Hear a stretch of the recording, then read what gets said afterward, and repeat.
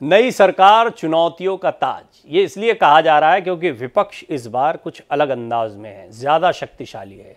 तीसरे कार्यकाल में जब से पीएम मोदी ने बागडोर संभाली है, कहीं से नहीं लग रहा है कि पीएम मोदी अपने फैसलों में अपने सहयोगियों के दबाव में है। ये बात भी स्पष्ट है, जैसा पहले कहा जा रहा था, चाहे मंत्रिमंडल गठन का मामला हो या अपने नए विजन को आगे रखने का मामला हो। वहीं 18वीं लोकसभा के आगाज पर पीएम मोदी ने साफ किया कि नए संकल्पों के साथ आगे बढ़ेंगे।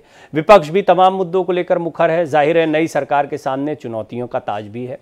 इस पर चर्चा करेंगे, लेकिन उससे पहले ये रिपोर्ट।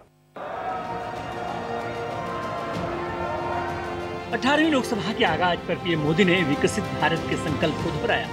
साथ ही कहा, ये नई उमंग, नए उत्साह और नई गति को प्राप्त करने का अवसर है। विश्व का सबसे बड़ा चुनाव बहुत ही शानदार और गौरवमय तरीके से संपन्न हुआ। यह 140 करोड़ भारतवासियों के लिए गर्व की बात है। श्रेष्ठ भारत निर्माण का, विकसित भारत 2047 तक का लक्ष्य, ये सारे सपने लेकर के, ये सारे संकल्प लेकर के आज 18वीं लोकसभा का प्रारंभ हो रहा है। वहीं पीएम मोदी ने इमरजेंसी को लेकर विपक्ष पर निशाना साधा। ये 50 साल इस संकल्प के हैं कि हम गौरव के साथ हमारे संविधान की रक्षा करते हुए देशवासी संकल्प लेंगे कि भारत में फिर कभी कोई ऐसी हिम्मत नहीं करेगा। ये तस्वीरें लोकतंत्र के मंदिर की सच्ची तस्वीरें हैं। नई लोकसभा का पहला दिन बेहद खास रहा, जब प्रधानमंत्री नरेंद्र मोदी, गृह मंत्री अमित शाह, रक्षा मंत्री राजनाथ सिंह समेत कई सांसदों ने शपथ ली।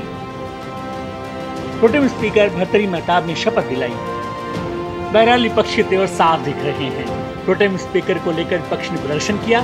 कांग्रेस और एसपी के सांसदों ने संविधान की कॉपी लेकर संसद के बाहर विरोध प्रदर्शन किया। नॉर्म्स को, डेमोक्रेटिक नॉर्म्स को तोड़ रहे हैं, इसीलिए आज हम ये दिखाना चाहते हैं, भाई मोदी जी आप संविधान के तहत चलिए। फिलहाल पक्ष और प्रतिपक्ष दोनों ही तैयार हैं। सवाल यही, 18वीं लोकसभा क्या नए संकल्प के साथ कदम ताल कर पाएगी? Bureau report, Bharat express. तो बातचीत के लिए बड़ा अच्छा पैनल मेरे साथ मौजूद है। खेमचंद शर्मा जी, प्रवक्ता बीजेपी के तौर पर एक बार फिर मेरे साथ इस मंच पर जुड़ रहे हैं। खेमचंद जी, स्वागत है आपका। डॉक्टर टीना कर्मवीर भी प्रवक्ता कांग्रेस के तौर पर मेरे साथ जुड़ रही हैं। और एक बहुत ही खास मेहमान हमारे साथ हैं, स्नेहलता श्रीवास्तव जी, जो कि पूर्व सेक्रेटरी जनरल हैं लोकसभा की। स्नेहलता जी, मैं आपका भी बहुत बहुत स्वागत करता हूँ। और आपका यहाँ पर होना तो इसलिए भी महत्वपूर्ण है कि मेरे जहन में भी लोकसभा के बारे में और ये जितनी भी प्रक्रिया होती है इसके बारे में बहुत सारे सवाल आते हैं, दर्शकों के जहन में भी आते होंगे। तो मैं शुरुआत आपसे ही करना चाहूँगा स्नेहलता जी। सबसे पहले ये बताएं कि विपक्ष और पक्ष, इसकी तादाद, ये क्योंकि आज मुद्दा रहेगा, टीना जी और खेमचंद जी से जब बात होगी तो ये एक बड़ा मुद्दा आएगा। इनकी जो तादाद होती है ये कितना असर डालती है? और इस बार पिछले 2 टेन्योर के मुकाबले इस बार देखें तो विपक्ष की तादाद मजबूत है, पहले दिन से हंगामा भी देखने को मिल रहा है। कितना असर पड़ता है सरकार के काम करने पर? सरकार को कितना सतर्क रहना पड़ता है? क्योंकि ये भी कहा जाता है कि विपक्ष यानी जनता की आवाज। तो सरकार चलाने के लिए देखिए पर्याप्त बहुमत एनडीए के पास में है। इस बार प्रधानमंत्री मोदी जो है तीसरी बार सत्ता में आए हैं। बस फर्क इतना है कि इस बार बीजेपी के पास अपने दम पर पूर्ण बहुमत नहीं रहा, लेकिन टीडीपी, जेडीयू जैसे और भी कई, चिराग पासवान हैं और भी अन्य दल हैं जिनके सहयोग से सरकार बहुत ही आसानी से बना ली है।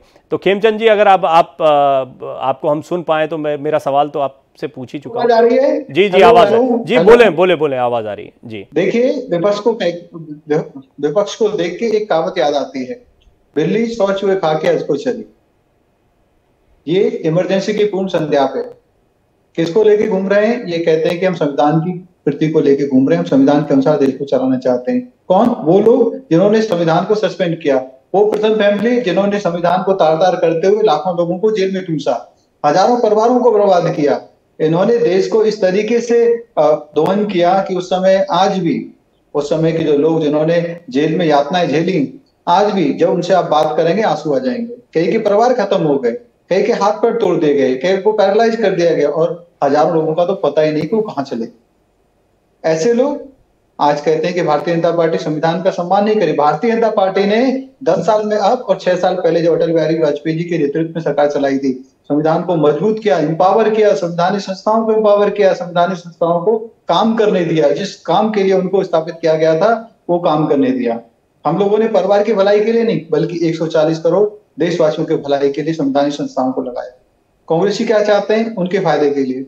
अरे विपक्ष तो विपक्ष है, चाहे उनके पास 160 सीट हो, चाहे 200, चाहे उनके पास 232 सीट हो, उससे फर्क क्या पड़ता है? क्या हमारे यहाँ पे संविधान क्या कहता है कि मेजोरिटी जिसकी है उसकी सरकार है, मेजोरिटी के हिसाब से बिल पास होंगे। इनको क्या लगता है कि अब हंगामा ज्यादा करेंगे तो ये जो काम को रोकने में कामयाब हो जाएंगे, काम को नहीं होने देंगे? क्या ये सही अप्रोच है? नहीं। संसद में चाहे विपक्ष हो या पक्ष हो, देश के लिए उनको चुना गया है, देश के काम करने के लिए चुना गया है, जनता की आवाज उठाने के लिए चुना गया है, जनता की भलाई के लिए चुना गया है, ना कि अपने पर्सनल एजेंडा को आगे रख के। आपके ये दोनों पॉइंट बड़े वैलिड हैं और इसमें खास तौर पर जो दूसरा बिंदु है, डॉक्टर टीना कर्मवीर भी मजबूती से अपनी बात रखती हैं। तो स्नेहलता जी, मैं जाऊंगा, ये पॉलिटिकल डिबेट तो लंबी चलेगी, लेकिन आपसे एक सवाल जो मैं पहले पूछ रहा था वो ये था कि पक्ष और विपक्ष की तादाद जो है बड़े मायने रखती है। पिछले 2 टेन्योर में हमने देखा कि सत्ता पक्ष बड़ा मजबूत था, लेकिन इस बार विपक्ष की भी तादाद ठीक ठाक है। आप कैसे देखती हैं आपकी, क्योंकि आप सेक्रेटरी जनरल रह चुकी हैं लोकसभा की, तो जब ये फर्क होता है तो इससे कितना असर पड़ता है सरकार की कार्यप्रणाली पर? देखिए, विपक्ष मजबूत होने से तो प्रजातंत्र के जो प्रक्रिया है उसमें मदद ही मिलती है, ऐसा मेरा मानना है। और उसमें जो अपोजिशन का, जो विपक्ष का, मैं कहूंगी कि जो संविधान की रक्षा की बात वो कर रहे हैं, उससे मुझे लगता है कि जो जनता से जुड़े हुए मुद्दे हैं उसमें उसे निकाल के ले जाने में संसद में कोई परेशानी नहीं होना चाहिए।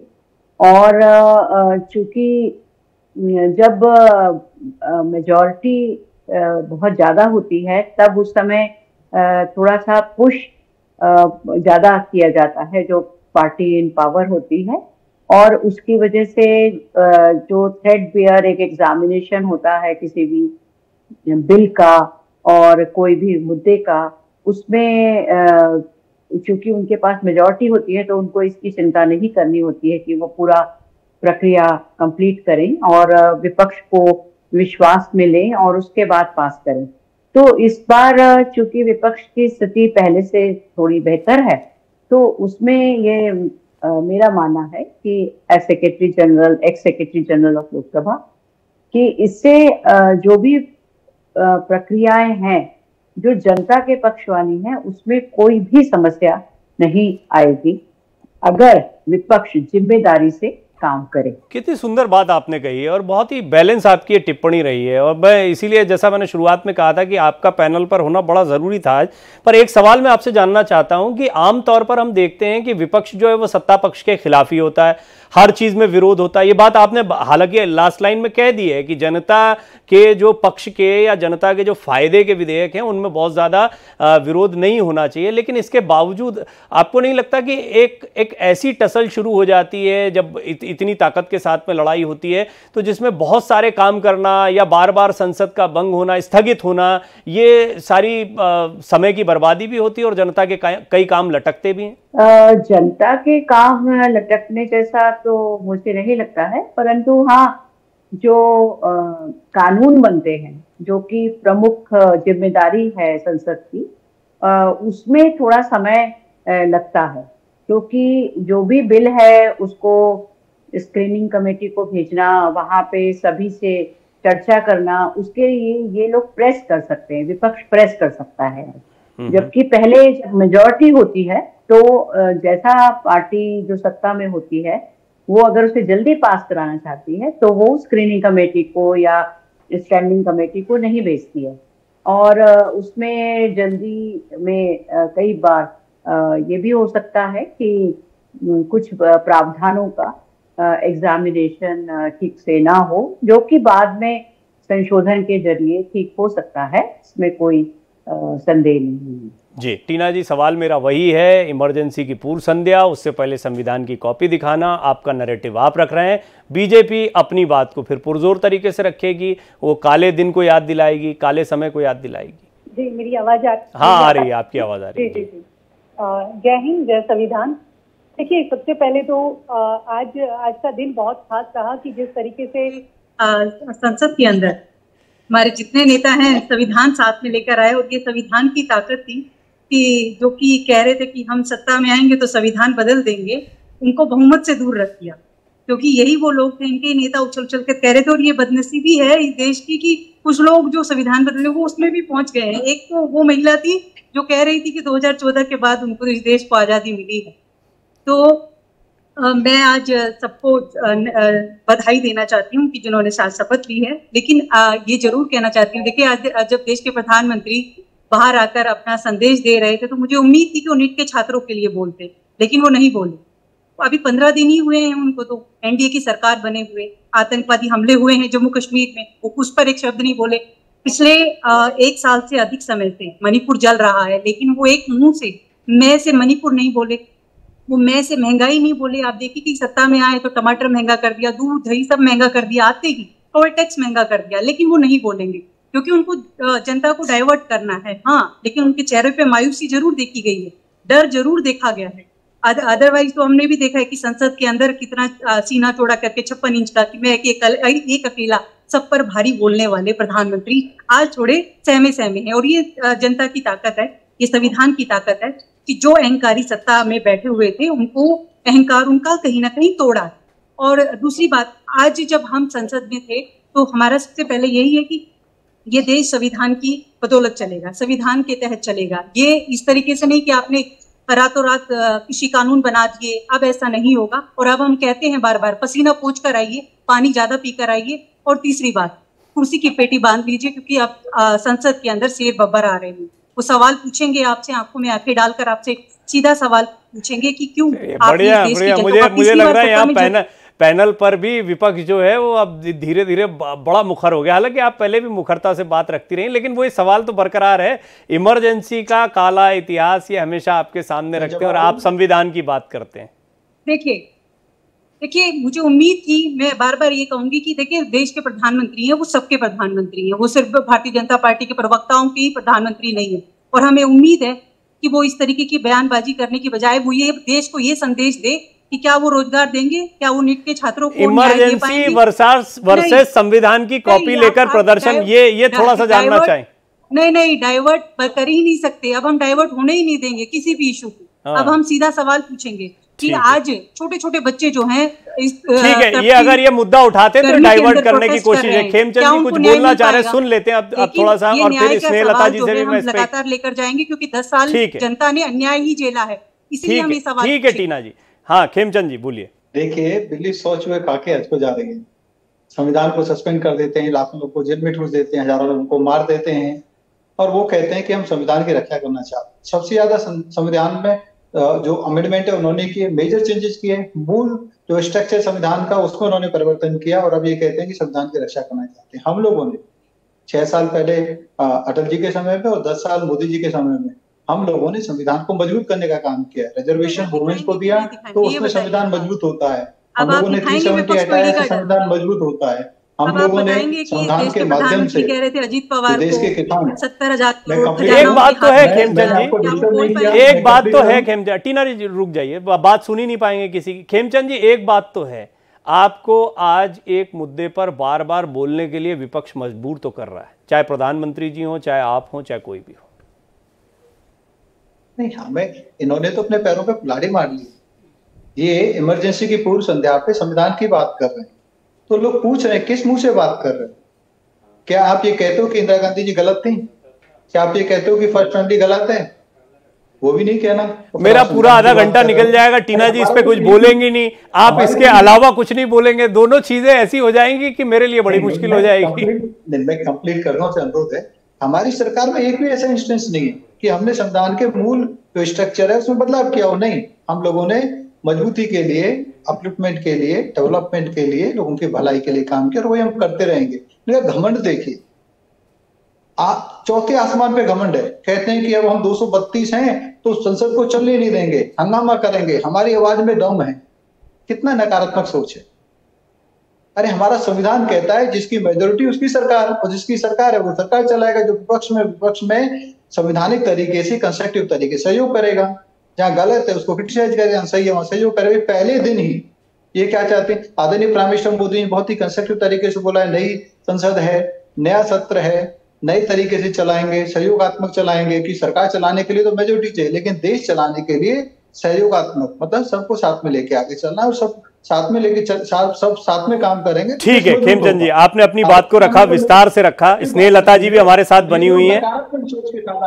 मैं आऊंगा टीना जी, आपके पास भी आऊंगा। देखिए स्नेहलता जी भी हमारे साथ मौजूद हैं, इस पूरी कार्यवाही को बड़े करीब से जानती समझती हैं, तो उनकी एक एक बात जो है हमारे आपके सबके लिए श्रोता के तौर पर बड़े काम की रहने वाली है। स्नेहलता जी, ये संविधान को लेकर जो बहस चल रही है, और अभी आपने देखा कि मेरे दोनों पैनलिस्ट जो दोनों पार्टियों से हैं वो भी संविधान को लेकर ही यहाँ पर डिस्कस करते दिखाई दे रहे हैं। ये संविधान बदल देंगे, ये भी एक नैरेटिव दिखाई देता है। संविधान में अगर सरकार बहुत ज़्यादा मेजोरिटी से बार बार आती है तो तानाशाही ना आ जाए, ये भी एक नैरेटिव रहता है। इन नैरेटिव्स के बीच में हकीकत आप कैसे देखती हैं? देखिए, लोकसभा में जो भी प्रक्रिया और नियमावली के हिसाब से जो काम होता है, जो प्रेसिडेंट्स होते हैं, उसके हिसाब से लोकसभा में, संसद में काम होता है। और उसमें जो भी मुद्दे लाए जाते हैं, जो भी बिजनेस ऑफ द डे, जो भी चर्चा के बिंदु रखे जाते हैं, ये सभी पार्टियों से बात करके, प्रजातांत्रिक तरीके से बात करके तय होते हैं। समस्या तब आती है जब कोई छोटी बात हो या बड़ी बात हो, जो भी हो, संसद में आपसी बातचीत में किसी बात पर बहुत ज्यादा हंगामा होने लगता है, या वॉकआउट हो जाता है, या फिर नारेबाजी हो जाती है, वेल में आ जाते हैं, तो ये सारे के सारे नियमों के विपरीत चीज है। और विपक्ष का अगर हम एक कंस्ट्रक्टिव रोल ले, और यदि वो संविधान की बात करते हैं, मैं तो बहुत खुश हूँ कि अगर आप संविधान की रक्षा करना चाहते हैं तो आपको और जो सत्ता में पार्टी है, दोनों को नियमों के हिसाब से और संविधान के अनुसार चलना चाहिए, और चलना पड़ेगा, क्योंकि जो भी नहीं चलेगा उसको जनता देख रही है, और उसका खामियाजा कहीं ना कहीं भुगतना पड़ सकता है भविष्य में। जी, दोनों को ही संविधान के हिसाब से चलना होगा। अब क्लोजिंग कमेंट की तरफ जा रहे हैं, आप कुछ कहना चाह रही थी टीना जी, फटाफट अपनी बात कहें। देखिए, मैं यही कहना चाह रही थी कि अब जो है संविधान के इतर कोई बात ही नहीं होगी, क्योंकि देखिए हमें भी जनता ने बहुत अच्छा जनादेश दिया है, ताकि हम जनता की आवाज निखरता के साथ उठा सके संसद में। क्योंकि जिस प्रकार से अब देखिए, ये अब वो दिन नहीं है कि 146 सांसद जो है सस्पेंड कर दिए जाए, माइक बंद कर दिए जाए, अब वो समय चला गया है। अब तो सीधे सवाल पूछे जाएंगे, और ये कह नहीं सकते, क्योंकि देखिए संविधान में बार बार कहती हूँ, 3 चीजों से बहुत नफरत करते हैं। बाबा साहब से नफरत करते हैं, संविधान से, और संविधान के बदौलत जो आरक्षण मिलता है उस आरक्षण से नफरत करते हैं। और जिस तरीके से आप संसद भवन में भी देखिए मूर्ति हटा दी गई, हम बार बार यही बात कह रहे हैं कि जो संविधान में लिखा है उसके तहत ये देश चलेगा। आपने कई सारे आरोप लगा दिए हैं, क्लोजिंग कमेंट पे जा रहा हूं तो खेमचंद जी के बिना जा नहीं सकता हूं, इसलिए खेमचंद जी आप इस पर कुछ काउंटर करना चाहें तो कहें। देखिए, मैं तो विपक्ष से अनुरोध कर सकता हूं कि सकारात्मक तरीके से काम करिए, पॉजिटिव तरीके से काम करिए। जनता ने आपको मौका दिया है, कहीं ऐसा ना हो फिर से आपको 40 तक पहुंचा दें। रही भारतीय जनता पार्टी की बात, तो भारतीय जनता पार्टी सकारात्मक रूप से काम करेगी, लगातार करेगी, और जो हमारा लक्ष्य है कि हम गुड गवर्नेंस देते हुए देश को एक विकसित राष्ट्र बनाएंगे, उस पर हम तेजी से काम करते रहेंगे। जितने भी ऑब्स्टेकल, जितने भी अड़ंगे डालने की कोशिश करते रहे, उससे कोई फर्क नहीं पड़ेगा। सरकार अपना काम करती रहेगी। सरकार लगातार इनसे अनुरोध भी करती रहेगी कि पॉजिटिव तरीके से काम करें, कंस्ट्रक्टिव तरीके से काम करें। देश हित सर्वोपरि है, हमारे पर्सनल हित सामने नहीं आने चाहिए। चलिए, विपक्ष और आपका खेमचंद जी और टीना जी, आपका धन्यवाद करता हूं। विशेष तौर पर आज विशेष अतिथि के तौर पर स्नेहलता जी हमारे साथ जुड़ी, जो पूर्व सेक्रेटरी जनरल लोकसभा है, उनका मैं विशेष धन्यवाद करता हूं, क्योंकि आज उन्होंने बड़ी बैलेंस तरीके से, जब 2 पॉलिटिकल पार्टियों की बातें चल रही हो, बहुत सारे नैरेटिव भी सामने आते हैं, तो उसमें एक बैलेंस व्यू भी बहुत जरूरी होता है। और हाँ, एक अच्छी बात उन्होंने कही कि विपक्ष जो है वो एक तरीके से जनता की आवाज़ कहा ही जाता है हमेशा से लोकतंत्र में, तो विपक्ष भी बहुत कंस्ट्रक्टिव भूमिका में यहाँ पर दिखाई दे सकता है और कई सारे मामलों में अगर वो गलत लगते हैं तो उनका विरोध पुरजोर तरीके से कर सकता है। आप सभी मेहमानों का बहुत बहुत धन्यवाद।